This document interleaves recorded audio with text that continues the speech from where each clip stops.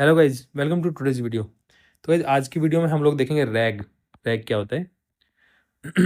आपने देखा होगा, काफ़ी इसके बारे में बात होती है रैग के बारे में। तो रैग होता है रिट्राइवल ऑगमेंटेड जनरेशन। ठीक है, तो रैग आपने देख लिया, इसकी वैल्यू, इसका जो फुल फॉर्म होती है रिट्राइवल ऑगमेंटेड जनरेशन। ठीक है, अब ये क्या होता है वो डिटेल में देखेंगे।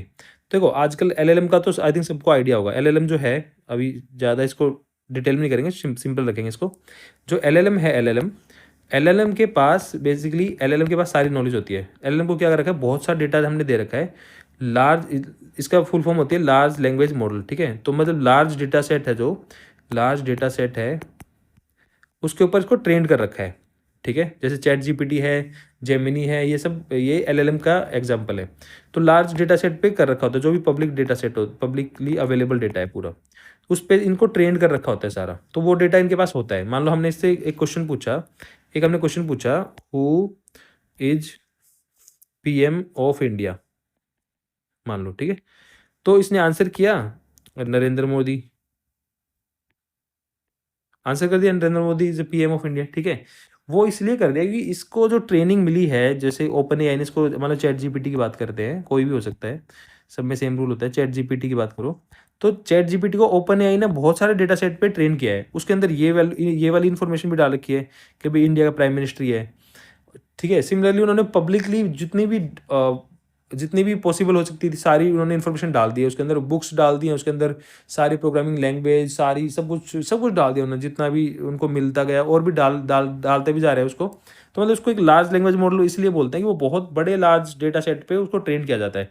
तो उसमें सारी इन्फॉर्मेशन आ चुकी है। ठीक है, लेकिन अब एलएलएम के साथ प्रॉब्लम ये आई कि अगर ये वाला एलएलएम है, इस एलएलएम से मान लो मैं कुछ पर्सनल चीज़ पूछता हूँ। पर्सनल चीज़ का मतलब है कि मान लो एक कंपनी है कोई, ठीक है, उस कंपनी के एम्प्लॉयज़ हैं, उन एम्प्लॉयज़ के लिए एक हमें एक पर्सनल एक बनाना है कि इंटरनल डॉक्यूमेंट के बारे में क्वेश्चन कर सकता है। जैसे कि जैसे मैं टीटीएन में हूँ, टीटीएन में, तो टीटीएन में अगर मैं पूछता हूँ, ये चैट जीपीटी एलएलएम है, चैट जीपीटी एलएलएम। ठीक है, अब मैं पूछता हूँ इससे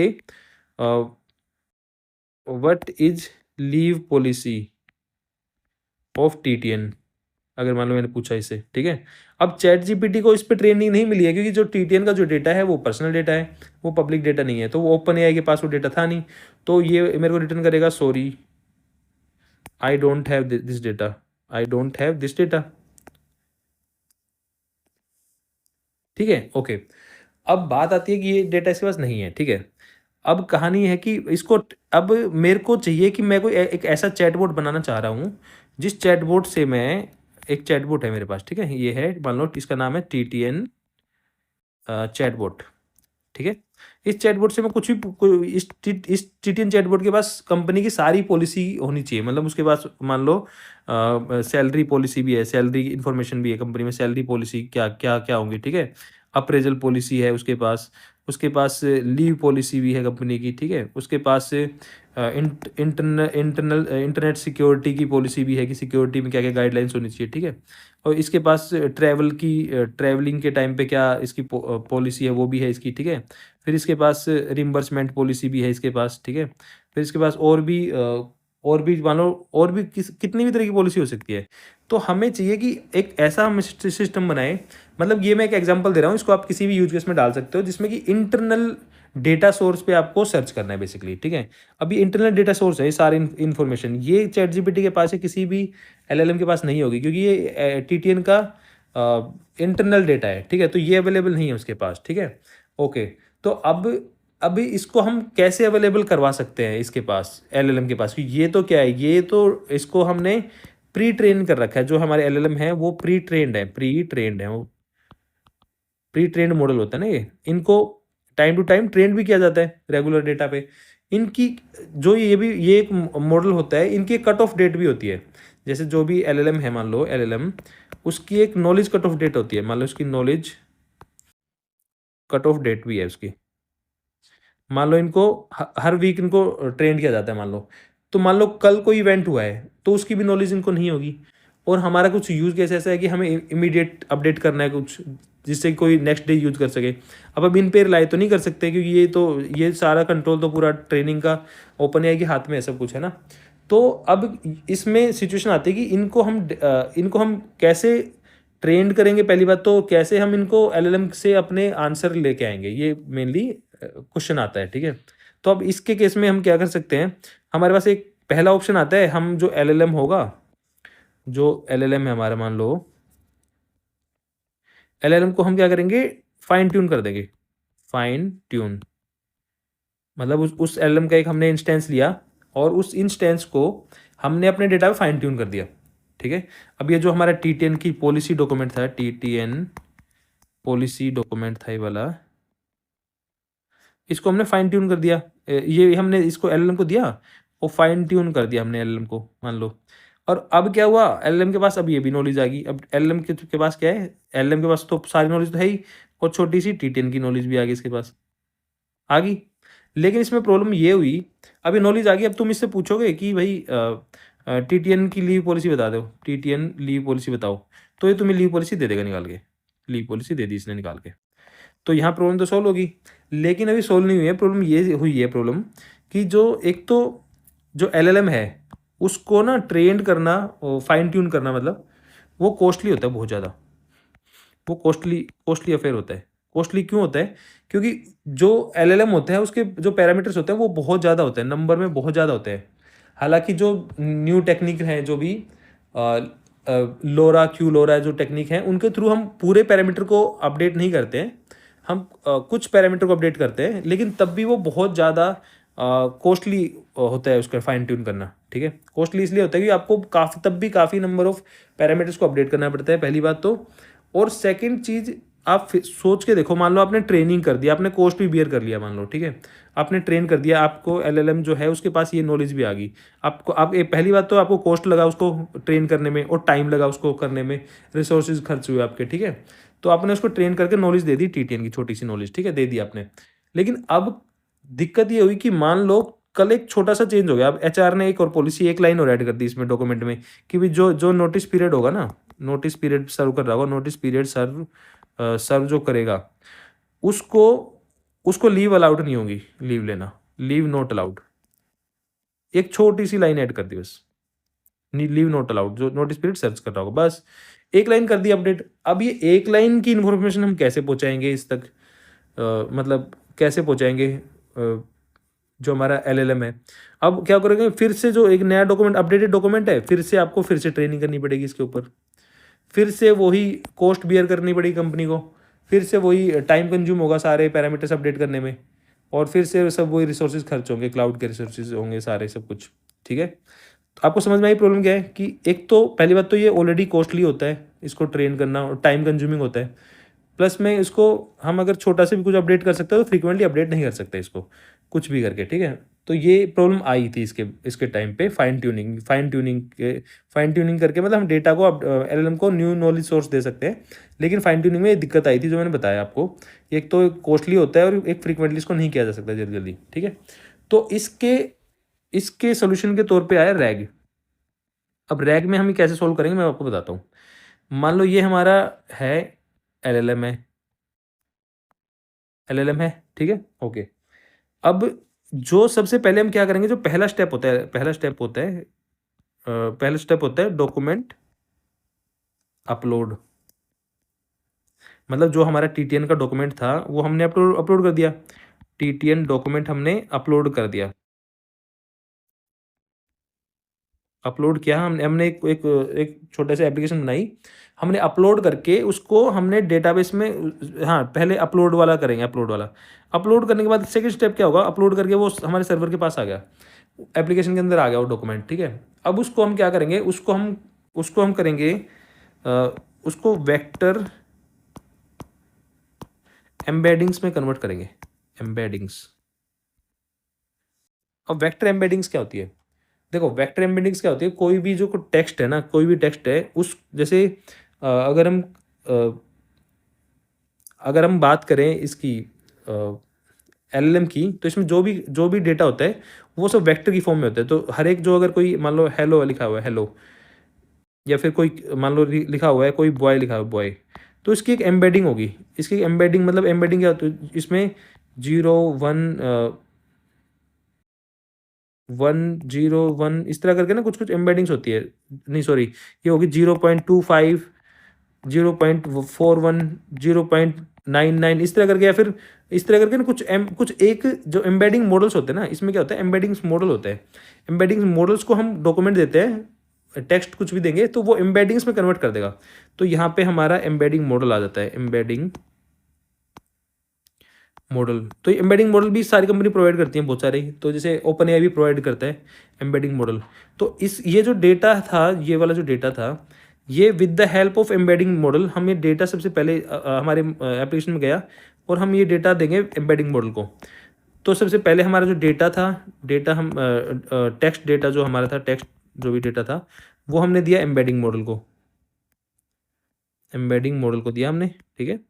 अब एम्बेडिंग मॉडल ने क्या किया, उसको एम्बेडिंग्स में कन्वर्ट कर दिया, मतलब उसको वेक्टर्स में कन्वर्ट कर दिया, वेक्टर्स में, ठीक है। क्योंकि हम दो टेक्स्ट के बीच, हम दो टेक्स्ट की सिमिलरिटी, क्योंकि बाद में हमें ना सिमिलरिटी निकालनी होगी इनके टेक्स्ट की, अभी मैं बताऊंगा आपको। तो टेक्स्ट हम वेक्टर में सिमिलरिटी निकाल सकते हैं, हम टेक्स्ट में सिमिलरिटी नहीं निकाल सकते, ठीक है। अब मैं जैसे कि मैं अगर एक बात करूं, मान लो इसमें ये एक बॉय है, ठीक है, एक गर्ल है, ठीक है, और यहाँ पे बॉय है, गर्ल है और ट्री है, ठीक है। तो इसमें सिमिलर वेक्टर ना, सिमिलर वेक्टर ये दोनों होंगे, क्योंकि ये लिविंग ऑब्जेक्ट है। ट्री नहीं होगा, इनके इनके सिमिलर नहीं होगा। वेक्टर वेक्टर होगा, लेकिन ट्री, बॉय का जो वेक्टर होगा वो नियरेस्ट होगा गर्ल से। तो बॉय को अगर हम रिप्रेजेंट करेंगे वेक्टर में, तो इसके लिए पहले ना आपको समझने के वेक्टर एम्बेडिंग समझनी पड़ेगी अच्छे से। तो बॉय को अगर हम कन्वर्ट करेंगे वेक्टर में, तो अब ये ऐसे बोल देंगे, मान लो कुछ भी, मान लो हमने बोला कि 0.25, मान लो हमने बोला 0.59, 0.11, ये अलग अलग ये प्रॉपर्टीज़ हैं बहुत सारी, और ये कितनी भी बड़ी, ये वेक्टर की ना 1000 तक भी हो सकते हैं, हज़ारों भी हो सकते हैं। ये प्रॉपर्टीज़ ऐसे ऐसे करते करते बहुत सारी प्रॉपर्टी में कन्वर्ट कर दिया। अब वो कैसे कन्वर्ट करता है, किस बेस पे करता है, वो हमें वेक्टर एम्बेडिंग समझेंगे तब हम समझ सकते हैं। अभी ये समझेंगे तो फिर रैग से हम भटक जाएंगे, ठीक है। सिमिलरली जो गर्ल है, गर्ल की जो एम्बेडिंग बनेगी वो, मान लो इसकी बॉय की 0.25 है, तो गर्ल की हो सकती है 0.28 हो सकती है, और ये वाली 0.60 भी हो सकती है, और ये कुछ कुछ ऐसे ऐसे हो सकती है। मान लो ये 0.25 है ना, ये लिविंगनेस को, इसको दर्शाती है, कोई लिविंग है, नॉन लिविंग है, ठीक है। मान लो दोनों की सेम है यहाँ पे। अगर जो, लेकिन जो, हालांकि जो ट्री है ना वो भी लिविंग है, ट्री लिविंग है, लेकिन वो उस तरह का लिविंग नहीं है कि मतलब वो मूव करेगा या कुछ करेगा। तो हम 25 बोलेंगे, लेकिन हम बोलेंगे 28 हो गया मान लो इसको। या हम आगे आगे भी अलग अलग प्रॉपर्टीज़ हैं जो कि किसी भी एक एंटिटी को मतलब रिप्रेजेंट करती हैं, अलग ये प्रॉपर्टी होती है। ये एम्बेडिंग मॉडल क्या करता है, हर एक वर्ड को, हर एक टोकन को, बेसिकली हर एक टोकन को उसमें कन्वर्ट कर लेता है, अपना वेक्टर एम्बेडिंग में कन्वर्ट कर लेता है, ठीक है। तो ये जो वेक्टर एम्बेडिंग है ना, इस तरह की वेक्टर एम्बेडिंग्स बनती है। तो पूरा जो टेक्स्ट है ना, ये वाला जो पूरा टेक्स्ट है, ये जो वेक्टर एम्बेडिंग, तो हम कहाँ पे थे, हम यहाँ तक आ चुके थे। सबसे पहले हमें टेक्स्ट डॉक्यूमेंट है, ठीक है, टेक्स्ट हमारा है, वो हमने दिया एम्बेडिंग मॉडल को दिया, एम्बेडिंग मॉडल, ठीक है। एम्बेडिंग मॉडल ने क्या किया, उसको वेक्टर एम्बेडिंग्स में कन्वर्ट किया, वेक्टर एम्बेडिंग्स, ठीक है, वेक्टर एम्बेडिंग्स में कन्वर्ट कर दिया इस तरह उसमें। फिर इसको क्या किया हमने, वेक्टर डेटाबेस में स्टोर कर दिया, वेक्टर डेटाबेस में स्टोर कर दिया, ठीक है। अब जब वेक्टर डेटाबेस में स्टोर करेंगे ना, तो हम इस तरह करेंगे, जैसे कि मान लो उसने बोला, उसने क्या किया, इसको ना छोटे छोटे चंक्स में, ये एक एक वर्ड को नहीं किया इसने वेक्टर एम्बेडिंग में, इसने क्या किया, चंक्स में डिवाइड कर लिया इसको। जैसे कि एम्बेडिंग मॉडल है ना, इसने, इसको हमने जब देने से पहले चंक्स में डिवाइड कर दिया था इसको। मान लो हमने, हमारा एक बहुत बड़ा डॉक्यूमेंट है, उस डॉक्यूमेंट को हमने पेजेस के बेस पे, मान लो एक पेज का एक चंक बना दिया काइंड ऑफ। तो उस चंक के बेस, मान लो इसके मान लो 50 चंक बन गए, 50 पेज का डॉक्यूमेंट था, 50 चंक्स बन गए, 50 चंक्स। अब ये 50 चंक्स के ना 50 एम्बेडिंग मॉडल्स बन गए, ये चंक वाइज बन गए। 50 है तो 50 एम्बेडिंग मॉडल्स बन गए, 50 एम्बेडिंग मॉडल्स बन गए, ठीक है। 50 एम्बेडिंग एम्बेडिंग वो बन गए, रोज बन गई। तो हमारा जो डेटाबेस है, मान लो वेक्टर डेटाबेस है, इसको स्टोर करने के लिए हमें स्पेशल डेटाबेस की जरूरत पड़ती है, वेक्टर डेटाबेस की। मान लो डेटाबेस है, उसमें मान लो ये आया हमारा, मान लो पेज नंबर ऐसे है, पेज नंबर 1 मान लो, सॉरी पेज नंबर मान लो, ठीक है। और ये आया एम्बेडिंग वेक्टर एम्बेडिंग्स मान लो, एम्बेडिंग्स आई, ठीक है। तो अब ये हुआ कि ये जो है ये वाला ये है पेज 1, मान लो पेज 1, ये पेज 2, ये है पेज 3। मान लो पेज 1 में सारी इन्फॉर्मेशन है हमारी इसके बेस पे, मान लो पेज 1 में हमारी लीव पॉलिसी है सारी, मान लो। और दूसरे पेज में क्या है, हमारी रिम्बर्समेंट पॉलिसी है रखी हुई सारी। और पेज 3 में हमारी क्या रखी हुई है, हमारी जैसे कि इंटरनेट सिक्योरिटी वाली पॉलिसी रखी हुई है। इस तरह करके हमने अलग अलग पेजेस बना के ये पेजेस मैंने वैसे बता दिया, लेकिन पेजेस के बेस पे डिवाइड नहीं होता, वो चंक्स के बेस पे डिवाइड होता है। हम खुद ही बोल देते हैं कि इतने साइज का चंक बनाना है, तो पूरे डॉक्यूमेंट को चंक में डिवाइड कर देता है, ठीक है। तो अभी हम यहाँ पे पेज 1 2 हमने इस तरह कर लिया, मान लो यहाँ पे हो गया। और ये वेक्टर, इसके वेक्टर स्टोर हो गए, मान लो 0.25, 0.92, 0 पॉइंट ये वो, इस पूरे टेक्स्ट को कन्वर्ट करके वेक्टर बना दिया। बहुत बड़ा वेक्टर बन गया, बहुत बड़ा वेक्टर है ये, वेक्टर एक बना के रख दिया इसने, ठीक है। सिमिलरली यहाँ पे भी आ गया 0.13 आ गया, मान लो 0.29 आ गया, 0.85 आ गया। इस तरह करके इसने पेज 2 को भी वेक्टर में कन्वर्ट करके रख लिया बहुत सारा, ठीक है। इसी तरह इसको भी कन्वर्ट करके रख लिया, कुछ कुछ इसमें भी कन्वर्ट करके रख लिया। इसी तरह इसको भी कन्वर्ट करके रख लिया। तो मतलब कि ये 2 कॉलम में, एक में तो हमने अपना जो टेक्स्ट या फिर टेक्स्ट बोल सकते हैं, पेज नंबर बोल सकते हैं हम, जिस तरह भी आप डिवाइड करना चाहो वो आपकी उस पर डिपेंड करता है कि आप किस तरह उसको डिवाइड कर रहे हो, ठीक है। ओके, उस ये सब करने के बाद मान लो अपने एम्बेडिंग्स अपने स्टोर कर लिए सारी, ठीक है। ये सब यहाँ तक पूरी आपको वेक्टर डेटाबेस में स्टोर हो गया, ठीक है। ओके, यहाँ तक स्टोर हो गया, आपको समझ में आ गया, ठीक है। ओके, अब नेक्स्ट टाइम से आप क्या करोगे, सिंपली नेक्स्ट आपने स्टोर करके रख लिया, ये एक पूरा प्रोसेस हो गया। प्रोसेस क्या हुआ, पहले आपने टेक्स्ट दिया उसको, टेक्स्ट उसने क्या किया, एम्बेडिंग में कन्वर्ट किया, एम्बेडिंग्स में कन्वर्ट किया, एम्बेडिंग्स वेक्टर एम्बेडिंग में कन्वर्ट किया और स्टोर कर लिया, store in vector dB in the form of vector embeddings, ठीक है। स्टोर कर लिया। यहाँ तक ये एक फ्लो बन गया पूरा, ये एक फ्लो बन गया पूरा, 1 2 3 1 2 3 3 स्टेप में पूरा एक फ्लो बन गया। यहाँ पे आपने अपना जो डॉक्यूमेंट था उसको उठा के एम्बेडिंग कन्वर्ट करके और स्टोर करके रख लिया फ्यूचर यूज के लिए, ठीक है। यहाँ तक आपको आई थिंक समझ में आ गया। अब इसके बाद आती है, अब क्वेश्चन पूछने की बारी आती है। अब ये तो था हमारा, ये इंजेक्शन फेज था, हमने उसको डेटा को अपना अपलोड करके रख लिया स्टोर करके। अब आता है क्वेरी फेज, हमारा क्वेरी फेज। क्वेरी फेज में क्या होगा, हम क्वेरी करेंगे। अब हमने क्वेरी करी, ये हमारा वेक्टर डेटाबेस, ये वाला था हमारा वेक्टर डेटाबेस था ये हमारा। इसके अंदर क्या था, इसके अंदर मान लो इस तरह हमने डिवाइड कर रखा हुआ था ना, पेज 1, पेज 2, पेज 3, पेज 4, ठीक है, ये रखा हुआ था। अब क्या है कि ये सारा रखा हुआ है, ठीक है। अब यहाँ पे वेक्टर्स रखे हुए हैं सारे, इसी तरह वेक्टर्स रखे हुए हैं, ये रखे हुए हैं, ठीक है। अब मैंने क्वेरी करी, लाइक मैंने कुछ भी अपने लैंग्वेज में क्वेरी करी, how many leaves will I get in 1 year, मान लो, ठीक है। ये मैंने क्वेरी करी, ये क्वेरी करी इसको। अब ये क्वेरी डेटाबेस में गई, इसने क्या किया, इसको फिर से, ये जो क्वेरी थी इसको डायरेक्टली नहीं दिया, इसको फिर से, इसको भी वेक्टर एम्बेडिंग्स में कन्वर्ट किया। इसको भी क्या किया, वेक्टर एम्बेडिंग में इस टेक्स्ट को कन्वर्ट कर लिया। वेक्टर एम्बेडिंग्स में क्या हुआ, जब इस टेक्स्ट को आप कन्वर्ट करोगे एम्बेडिंग में with the help of same model, embedding model के थ्रू, एम्बेडिंग मॉडल, उसी मॉडल ने इसको भी एम्बेड कर दिया, टेक्स्ट को भी। अब इसकी एम्बेडिंग में बनी कुछ, इसकी मान लो बनी 0.82, 0.95, 0.31, 0.59, इस तरह करके कुछ एम्बेडिंग इसकी बन गई, मान लो वेक्टर एम्बेडिंग इसकी, ठीक है। अब ये यहाँ पे क्या करेंगे, अब हमारे पास ये क्वेरी की एम्बेडिंग है और ये हमारे पास डॉक्यूमेंट्स की एम्बेडिंग है, समझे आप। अब हमारे पास गेम हमारे हाथ में है, हमारे पास ये भी एक वेक्टर एम्बेडिंग है और ये भी वेक्टर्स है। तो हम वेक्टर्स और वेक्टर्स के बीच में हम दोनों, अगर हमारे पास मान लो एक वेक्टर है, ये क्वेरी वेक्टर है, वेक्टर एम्बेडिंग है क्वेरी की, और ये हमारे पास चंक्स है, मान लो ये हमारे पास वो है नॉलेज बेस है, ये हमारे पास डेटा में रखा हुआ है, क्वेरी हमारे पास डेटाबेस में रखा हुआ है। ये भी वेक्टर रखे हुए हैं, वेक्टर 1, वेक्टर 2, इस तरह करके वेक्टर 3, वेक्टर 4, ठीक है। और ये हमारी क्वेरी वाला वेक्टर है। तो अब हम इन सब से ना कोसाइन सिमिलरिटी निकालेंगे वेक्टर की। अब जो वेक्टर से वेक्टर जो सिमिलरिटी हम निकालते हैं, मान लो एक वेक्टर ये है और एक वेक्टर ये है हमारे पास, ठीक है? और एक वेक्टर ये है, एक वेक्टर ये है। तो आपने अगर पढ़ा होगा तो कोसाइन सिमिलैरिटी निकाल सकते हैं। मान लो इसके बीच की सिमिलैरिटी कितनी है, इसके बीच की सिमिलैरिटी कितनी है, इसके बीच की सिमिलैरिटी कितनी है, ठीक है? इनके फॉर्मूले होते हैं सिमिलैरिटी निकालने के। वो आपको मैनुअली कुछ नहीं करना, वो सारे जो मॉडल्स होते हैं, सारी जो जो भी लाइब्रेरीज़ होती हैं, वो कर देती है अपने आप ही, कैलकुलेट कर देती हैं, कुछ नहीं करना आपको। आपको सिर्फ यहाँ पे इस जब आप ये चलाओगे, इसके अंदर जाओगे, तो वो क्योंकि जो वेक्टर डेटाबेस है उसका काम ही ये होता है, तो वो क्या करेगा आपको इससे इससे मैच करके कि भाई इन सब में वेक्टर मैच कर लेगा कि भाई ये वाला वेक्टर ज़्यादा मैच हो रहा है पहले वाला। और पहले वाले के साथ क्या था, पेज 1 अटैच था, यहाँ पे पेज 1 था, पेज 2 था, पेज 3 था, पेज 4 था, इस तरह। तो वो बोलेगा कि ये पहले ये इसका जो इसकी जो कोसाइन सिमिलरिटी है ना, वो पहले वाले के साथ सबसे ज़्यादा आ रही है, पहले वाले के साथ, पहले वेक्टर से ज़्यादा। ये वाला ये भी तो वेक्टर में कन्वर्ट कर दिया ना, वेक्टर से वेक्टर, ये पहला वाला वेक्टर ज़्यादा मिल रहा है, तो वो कहेगा पेज 1 ठीक है। मतलब इसको पेज 1 से कैसे रिलेटेड क्वेरी है इस बंदे की।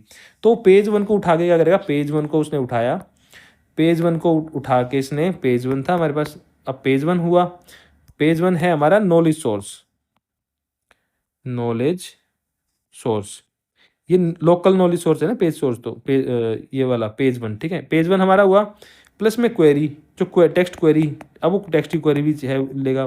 टेक्स्ट क्वेरी क्या थी हमारी, how many days will I get as leave in 1 calendar year. मान लो ये हमारी क्वेरी होगी, ये हमारी क्वेरी है, ये हमारा डेटा, ये हमारा डेटा है, डेटा सोर्स है। तो क्या करेंगे, अब जो एलएलएम था हमारा, जो हमारा एलएलएम रखा हुआ है चैट जीपीटी, उसको हम क्या करेंगे, दोनों चीज़ देंगे। उसको हम क्या देंगे, उसको हमने दिया हमारा लोकल डेटा सोर्स। वो क्या है, ये लोकल डेटा सोर्स क्या है, पेज 1 है, पेज 1 दिया हमने डॉक्यूमेंट का उठा के उसको, पेज 1। और दूसरा था हमने, दूसरा क्या दिया हमने उसको, दूसरा हमने लोकल डेटा सोर्स हो गया, और दूसरा हमने इसको दिया हमने टेक्स्ट क्वेरी, टेक्स्ट क्वेरी दी हमने। तो ये पेज, तो अब इसको जो एलएलएम को मिलेगा ना, वो क्या मिलेगा, पेज 1 मिल गया डॉक्यूमेंटेशन का, प्लस में क्वेरी मिल गई हमारी। तो अब एलएलएम को दोनों चीज़ मिल गई ना कंबाइन। तो ये रिट्राइवल ऑगमेंटेशन जनरेशन है, मतलब ये हमने रिट्राइव कर किया है, डेटाबेस से हमने निकाल के रिट्राइव कर लिया, ये नॉलेज सोर्स को रिट्राइव किया हमने, ठीक है? तो यहाँ पे आके अब हमने दोनों चीज़ दे दी इसको, कि पेज 1 भी दे दिया जिसमें जिसमें कि उसके बारे में बता रखा है, लीव पॉलिसी वगैरह के बारे में, और जो हमने क्वेरी भी दे दी लीव के रिगार्डिंग। तो अब हम क्या करेंगे, फिर हम एक यूजुअली हम डायरेक्टली नहीं देते, हम एक टेम्पलेट बनाते हैं, टेम्पलेट, क्वेरी टेम्पलेट होता है, क्वेरी टेम्पलेट, ठीक है? क्वेरी टेम्पलेट में हम ये लिखते हैं कि भाई गिव मी, मान लो give me answer for this question, ठीक है? और फिर हम अपना क्वेश्चन इसमें अपेंड कर देंगे कि how many leaves we will get, ये वो जो हमने लिख दिया, ठीक है? With from the context of, फिर हम अपना पेज का जो भी टेक्स्ट था हमने, कि लीव पॉलिसी पूरा टेक्स्ट दे दिया उठा के, पूरा टेक्स्ट दे दिया उठा के, ठीक है? और हमने बोल दिया ये दे दिया और ये दे दिया, return return no data available if you can't find it, और वो सब हम चेक लगा देते हैं, ठीक है? वो अलग चीज़ है। अब ये जो पूरी क्वेरी टेम्पलेट बन गया, इस क्वेरी टेम्पलेट के अंदर क्या है, इसमें क्वेरी भी है, टेक्स्ट भी है, और इसके अंदर नॉलेज सोर्स भी है। तो अब ये हम उठा के दे देंगे एलएलएम को। एलएलएम क्या करेगा, एलएलएम क्या करेगा, ये जो क्वेरी हो सकती है ना, ये जो टेक्स्ट हो सकता है उसकी एक अलग लैंग्वेज हो सकती है, मतलब लैंग्वेज का मतलब कि कोई दूसरी लैंग्वेज, कोई दूसरी, मतलब कि कुछ दूसरे तरीके से भी पूछा जा सकता है। जैसे कि मान लो सैलरी है, तो अगर कोई सैलरी पॉलिसी है मान लो, तो अगर कहीं अगर सैलरी का डॉक्यूमेंट है कहीं, टीटीएन का है किसी कंपनी का, तो उसमें लिख रखा है कि सैलरी, मान लो एक सीनियर इंजीनियर की सैलरी होगी 10 लैक्स, मान लो 10 लाख। अब कोई या तो ये पूछ लेगा कि what will be my salary as a senior engineer, मान लो, या फिर कोई ये भी पूछ सकता है ना कि मेरे को कितना पैसा मिलेगा एज ए सीनियर इंजीनियर। तो अगर डायरेक्टली सर्च सर्च करने जाओगे तो उसने सैलरी कहीं यूज़ नहीं किया ना, बट उसने पैसा यूज़ किया। तो यहाँ पे आती है नेचुरल लैंग्वेज प्रोसेसिंग कैपेबिलिटी, मतलब कि जो एलएलएम के पास होती है वो कैपेबिलिटी होती है। मान लो आपने डॉक्यूमेंट में लिख रखा है, डॉक्यूमेंट में है कि senior engineer salary will be 10 lakh, मान लो, और किसी ने क्वेरी पूछी मुझे कितना पैसा मिलेगा अगर मैं सीनियर इंजीनियर बन जाता हूँ ये उसने पूछा मान लो, ठीक है। अब ये आप सर्च करना, इसने सैलरी तो वर्ड यूज़ नहीं किया कहीं भी, तो आप नॉर्मली तो सर्च कर नहीं सकते थे सैलरी के बेस पे, इसने तो पैसा यूज़ किया। अब ये आपने किया, अब आपने क्या किया, एलएलएम को दे दिया, एलएलएम को आपने ये दे दिया कि भाई सैलरी की डिटेल्स ये हैं, ठीक है। अब और इसने जो पूछा है, ये पूछा है कि मुझे कितना पैसा मिलेगा ये करके, तो और एलएलएम को हमने स्ट्रिक्टली बोल दिया कि सिर्फ इसी नॉलेज सोर्स के बेस पे आंसर कर। तो नेचुरल लैंग्वेज प्रोसेसिंग कैपेबिलिटी अपनी यूज़ करेगा एलएलएम और आंसर कर देगा कि भाई कि जो, फिर वो हिंदी में आंसर कर देगा। जैसे क्वेरी पूछी कि आपको 10 लाख से ज़्यादा रुपए मिलेंगे अगर आप सीनियर इंजीनियर बन जाते हो, इस तरह करके आपको रिप्लाई कर देगा। तो ये होता है रिट्राइवल ऑगमेंटेड जनरेशन, इसी को बोलते हैं रैग। इसमें इसका फ़ायदा ये है कि इसमें एक तो कोई एक्स्ट्रा हमारा हमने कोई फाइन ट्यून जो हमने किया था वो नहीं करना पड़ा, एक्स्ट्रा कोई खर्चा नहीं आया हमारा, ठीक है। सेकंड है कि इसमें कोई ये इंस्टेंट है ना, तो इसमें नो कॉस्ट, इसमें कॉस्ट एक्स्ट्रा नहीं आई, नो कॉस्ट आई, कॉस्ट नहीं आई कोई एक्स्ट्रा। जो एलएलएम की थी वही कॉस्ट आई, ट्रेनिंग की कोई कॉस्ट नहीं आई, ट्रेनिंग की कॉस्ट नहीं है। सेकंड है इसमें इसमें क्या टाइम, कोई टाइम कंज्यूमिंग भी नहीं है, क्योंकि ट्रेनिंग में टाइम लग रहा था, इसमें क्या इमीडिएटली सेव हो जाएगा और इमीडिएटली रिट्राइव हो जाएगा, ठीक है। और थर्ड चीज़ है कि जो थर्ड चीज़ ये है कि ये फ्रीक्वेंटली हम यूज़ कर सकते हैं, इसको हम ये टिक कर सकते हैं, इसको हम फ्रीक्वेंटली अपडेट कर सकते हैं। जैसे ही आप अपना डॉक्यूमेंट दोगे तुरंत वो डेटाबेस में जो मॉडल होगा वो आपको एम्बेडिंग्स में कन्वर्ट करके दे देगा, ठीक है। तो ये होता है रैग बेसिकली। ये स्टार्टिंग में आपको थोड़ा कॉम्प्लिकेटेड लग सकता है, लेकिन आप एक बार प्रैक्टिस कर लोगे तो ईजी लगेगा फिर ये, ठीक है। तो आई थिंक यही था इस वीडियो में गाइज। और अगर जैसा भी आपको लगा आप बताना वीडियो में, ठीक है। थैंक यू सो मच, मिलते हैं नेक्स्ट वीडियो में, बाय।